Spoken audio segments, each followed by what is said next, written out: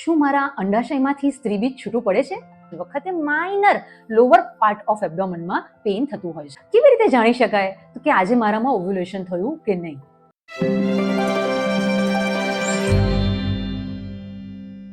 એમ આઈ ઓવ્યુલેટિંગ? શું મારા અંડાશયમાંથી સ્ત્રીબીજ છૂટું પડે છે? હું ડૉક્ટર સોનલ શાહ, પ્રભુ કૃપા હોસ્પિટલ, રાજકોટ. આજે આ તમારા પ્રશ્નનો ઉત્તર આપીશ. દરેક સ્ત્રીને દર મહિને એક સ્ત્રીબીજ છૂટું પડતું હોય છે.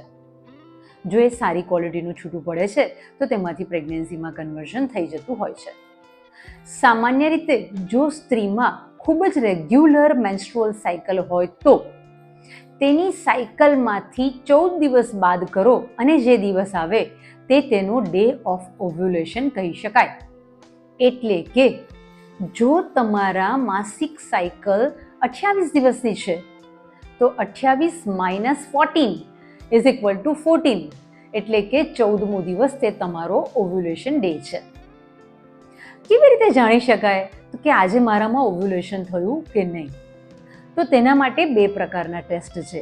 એક તો તમારા ફિઝિકલ ટેસ્ટ, ફિઝિકલ સાઇન કે તમારા શરીરમાં થતા ફેરફારોથી તમે જાણી શકો, અને બે કે તમે બહારથી કોઈ ટેસ્ટ કરો અને જાણી શકો. તો પહેલાં આપણે વાત કરીએ કે જો ઓવ્યુલેશન થાય છે તો બોડીમાં કયા કયા ફિઝિકલ ચેન્જીસ આવે.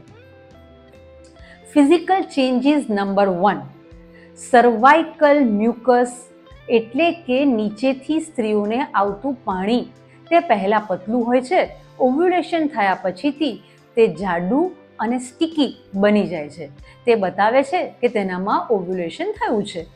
ઓવ્યુલેશન થવાથી પ્રોજેસ્ટ્રોન નામનો હોર્મોન રિલીઝ થાય છે, જે સર્વાઇકલ મ્યુકસ એટલે કે સર્વિક્સમાંથી નીકળતું પ્રવાહીને ઘટ્ટ બનાવી દે છે. Physical sign number 2, lower abdominal pain. સ્ત્રીને અંડાશયમાંથી સ્ત્રીબીજ રિલીઝ થવાના કારણે થોડુંક પ્રવાહી તેના પેટમાં રિલીઝ થાય છે, જે પેટને ઇરિટેટ કરે છે. તેના કારણે ઓવ્યુલેશન વખતે માઇનર લોઅર પાર્ટ ઓફ એબ્ડોમનમાં પેઇન થતું હોય છે. Physical sign number 3, basal body temperature. સ્ત્રીએ રોજ સવારે પથારીમાંથી ઉઠતા પહેલા થર્મોમીટરથી તેનું બોડી ટેમ્પરેચર લેવું જોઈએ. ઓવ્યુલેશન વખતે તેના શરીરમાં ઇસ્ટ્રોજન નામનો હોર્મોન છેલ્લે ખૂબ માત્રામાં વધી જાય છે, અને ઓવ્યુલેશન થયા પછી પ્રોજેસ્ટ્રોન નામનો હોર્મોન રિલીઝ થાય છે, જેના કારણે થઈને તેનું basal body temperature 0.5 degree Fahrenheit અથવા તો 0.3 ડિગ્રી સેલ્સિયસ જેટલું વધી જાય છે. તે બતાવે છે કે તેણીમાં ઓવ્યુલેશન થયેલું છે. જો તે પ્રેગ્નન્સીમાં કન્વર્ઝન થાય છે તો આ બેઝલ બોડી ટેમ્પરેચર વધેલું જ રહે છે. પણ આ જાણવા માટે તેણે ઘણા બધા મંથ માટે બેઝલ બોડી ટેમ્પરેચરનો ચાર્ટ કરવો પડતો હોય છે. જો થર્મોમીટર બરાબર ના હોય અથવા તો ટેમ્પરેચર બરાબર ન લેવામાં આવે તો આ સાઇનની ગુણવત્તા રહેતી હોતી નથી. હવે ટેસ્ટ નંબર 1, ઓવ્યુલેશન કિટ. તો ઓવ્યુલેશન કિટ માર્કેટમાં મળતી હોય છે. તમે તમારા યુરિનને ચેક કરી શકો છો. તેને LH કિટ પણ કહી શકાય. LH નામનો હોર્મોન બોડીમાં વધ્યા પછી તે હોર્મોન સ્ત્રીબીજ છૂટું પાડે છે, એટલે કે ઓવ્યુલેશન કરે છે.